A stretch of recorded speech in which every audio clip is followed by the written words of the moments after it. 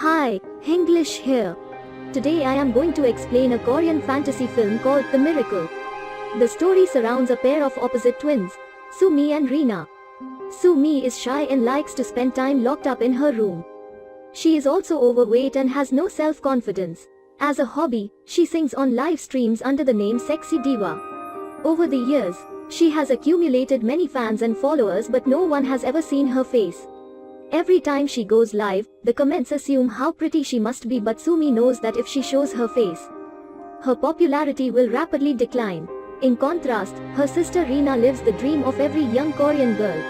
She is the visual of a popular girl group, Miracle Girls. She is signed to a label and has millions of fans worldwide. Known for her beauty and dance, Rina hardly knows how to sing. Still, she is the most popular member of the group. Her bandmates do not like her because she is arrogant and rude. One day, their manager informs them that Rina has been called to film a commercial video with a popular male singer Hee-seong. The other girls are disappointed since Rina gets more opportunities than them, even though they are much better singers. Later that day, a couple of reporters come to the girls' home to interview Rina's family. However, Rina asks Sumi to stay in her room during the interview, ashamed of her looks. When asked if she has any siblings, Rina claims that her elder sister studies abroad and is rarely home. Sumi hides her sister because of her unlikable personality. Despite being twins, they do not share anything about their lives with each other and are always arguing.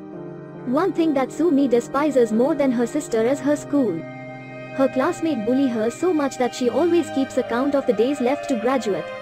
Unfortunately for her, the group of bullies also has a popular guy named Gyo-seok, who she is madly in love with. Last year around the same time, Sumi had decided to confess her feelings to Gyo-seok and bought him a gift. But the bullies caught her with it and read the love letter out loud.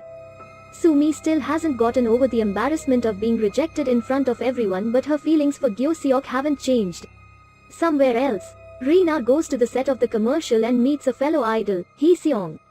He is even more arrogant than Rina and likes to think of himself as a musician more than an entertainer. Knowing that Rina is only famous for her looks, he is extremely rude to her. Rina acts as the director asks her to, but to Hee-seong, the concept of the commercial sounds dumb.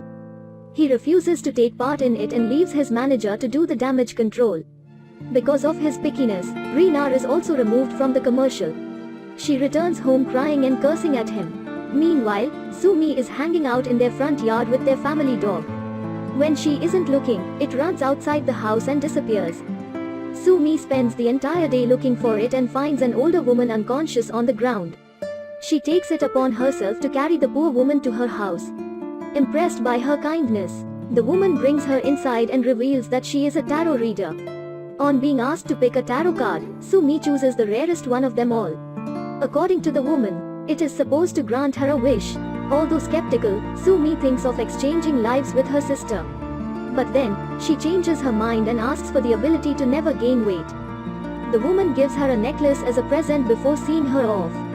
While returning home with her dog, Sumi suddenly passes out. At the same time, Rina, who is in the middle of a dance rehearsal, also falls unconscious. When the sisters wake up, they are by each other's beds in a hospital. Strangely enough, their mother calls them by different names. Confused, they look at each other and are shocked to see that they have somehow exchanged their bodies. They immediately run outside and hit their heads with a rock, trying to switch back, but the stupid idea doesn't work. While brainstorming other plans, Sumi's eyes land upon the necklace the tarot reader gave her earlier. She remembers that she had subconsciously asked to exchange life with her sister, and rushes to the lady's house. On reaching the place, they find out that the lady has gone on a vacation and will only return after a month. The news is devastating for both sisters, who will now have to live as the person they hate the most for the next month. To adjust to their new life, they tell each other the do's and don'ts of their day-to-day life. Sumi is asked to be rude to everyone, eat less, and practice the dance that their girl group has been rehearsing. But Rina only has to exist and be quiet to be like her sister. The following day, they wear each other's clothes, exchange their phones, and get ready for the day. Rina goes to the school, eating a box of snacks she would have never eaten in her previous body. She is not worried about being switched and considers it as a free 1-month vacation from her usually busy lifestyle. But that is until a group of bullies stops her. Gyo-seok snatches the box and makes fun of her for liking him.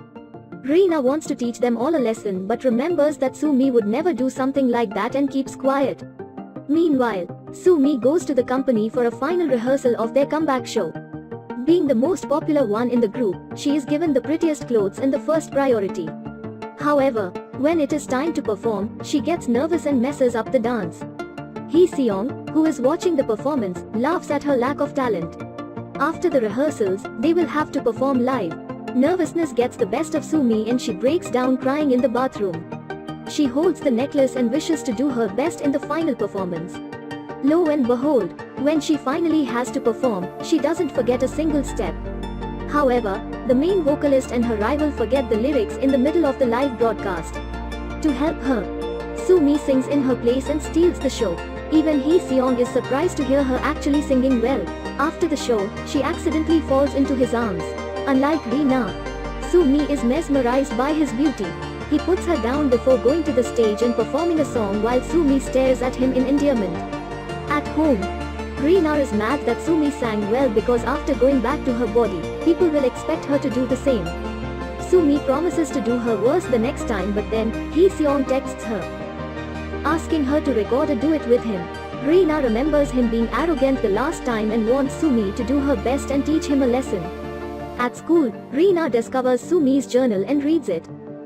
She soon finds out what her sister goes through on a daily basis because of the bullies. The next time she bumps into them, she makes sure to insult one of the girls' makeup.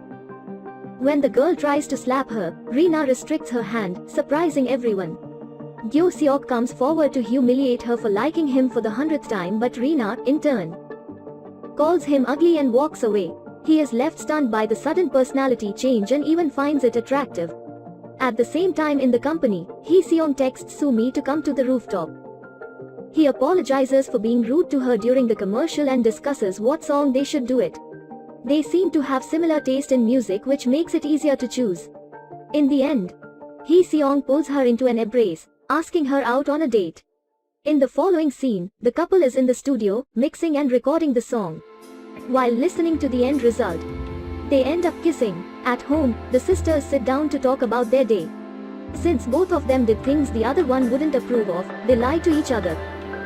Reena is distressed that they still have 15 days to switch their bodies, but Sumi has started falling in love with Hee-seong and doesn't feel like changing. Before going to sleep, she wishes that the tarot reader never comes back from the vacation. Starting the next day, she meets Hee-seong on the rooftop every chance she gets. She enjoys the little time they have together to the fullest. Meanwhile, Reena continues reading Sumi's journal. A flashback shows us that Sumi had gone for several musical show auditions. She was recognized for her talent but only during blind auditions. Many directors would bluntly call her names and dismiss her talent because of her looks. This makes Reena realize how unfair the world is to the so-called ugly people. Her classmates, who usually bully her, are dancing to her song during recess. When Reena laughs at them, they challenge her to do the same. She surprises everyone by performing better than all of them. Gyo-seok starts looking at her differently after the incident. The next day, Sumi is using Hee-seong's computer when she finds out that he watches her singing live streams. It gives her hope that he might like her even when she goes back to her normal body.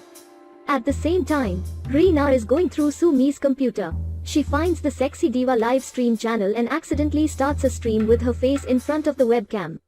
Several comments flood in, making fun of her looks, and she loses many of her subscribers. At night, Sumi cries herself to sleep, wishing to the necklace that everyone forgets about the live stream. The following morning, the live stream is gone and no one is talking about it, almost as if it never existed. Even Reena doesn't remember going live. Sumi figures out that the necklace is not ordinary, it has been granting all of her wishes till now. Throughout the day, she tests the power of the necklace and the wish comes true every time. But she also realizes that every time she is granted a wish, someone in her life suffers the consequence. Like, when she asks for the food of her choice, Hee-seong's new song is accused of plagiarism. Similarly, when he messes up a live performance, she wishes for him to pick it right up. The wish is granted, but a crew member is severely injured as a consequence.